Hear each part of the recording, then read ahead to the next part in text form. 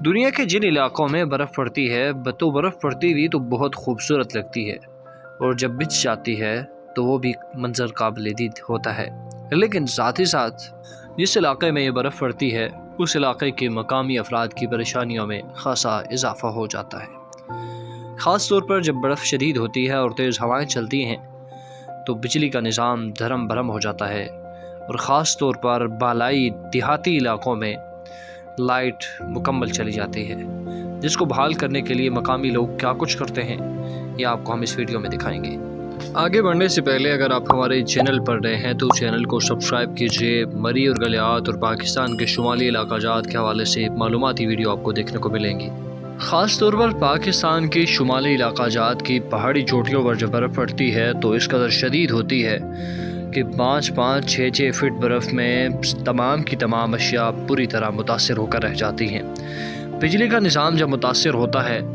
تو مقامی افراد بالکل گھروں میں محصور ہو کر رہ جاتے ہیں۔ شہری علاقوں میں تو بجلی کا نظام 1 یا 2 دنوں میں بحال ہو جاتا ہے، مگر دیہی بالائی چوٹیوں پر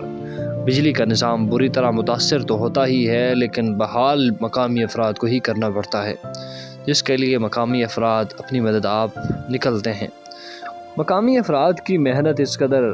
شدید ہوتی ہے کہ یہ قابل دید بھی ہوتی ہے اور قابل تعریف بھی ہوتی ہے۔ یہ منظر ہے نتھیا گلی کے ایک دیہات کا، جہاں پر مقامی لوگ جمع ہیں اور ان کی لائٹ کا پرابلم 6 روز سے چل رہا ہے، جس کو حل کرنے کے لیے وہ خود ہی میدان عمل میں نکل پڑے ہیں۔ چونکہ وابڈا اہلکار بھی وہاں پر پہنچ نہیں پاتے، شدید برف ہوتی ہے اور ان مقامی افراد کا رابطہ ساری دنیا سے مکمل طور پر کٹ چکا ہوتا ہے، اس لیے اس کو بحال کرنے کے لیے یہ خود ہی نکلتے ہیں۔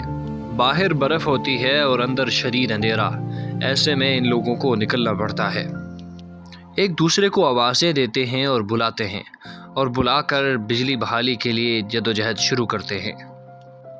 کئی دن کی لائٹ نہ ہونے کے سبب موبائل بھی بند ہوتے ہیں، اس لیے یہ لوگ دور دور تک آوازیں دے کر لوگوں کو بلاتے ہیں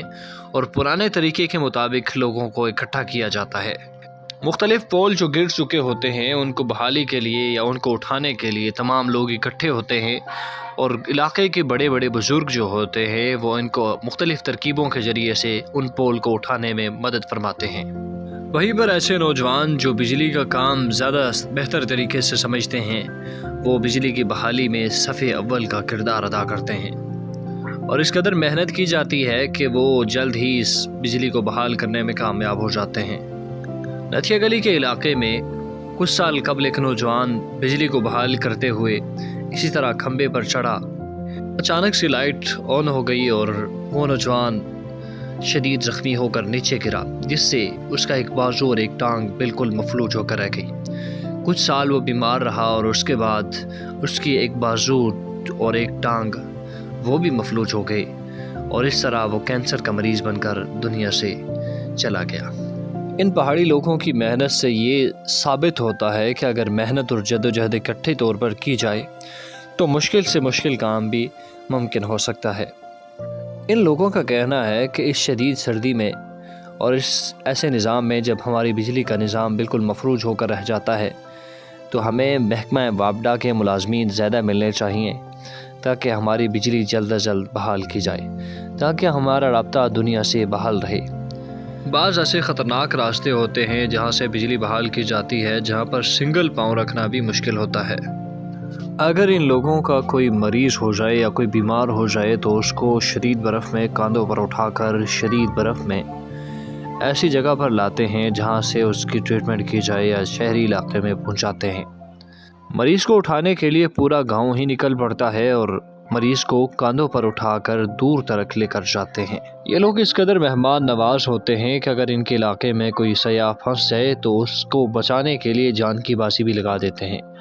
اگر آپ ہمارے چینل پر نئے ہیں تو چینل کو سبسکرائب کریں، آپ کو مری اور گلیات اور خوبصورت شمالی علاقہ جات کی معلوماتی ویڈیو دیکھنے کو ملیں گی۔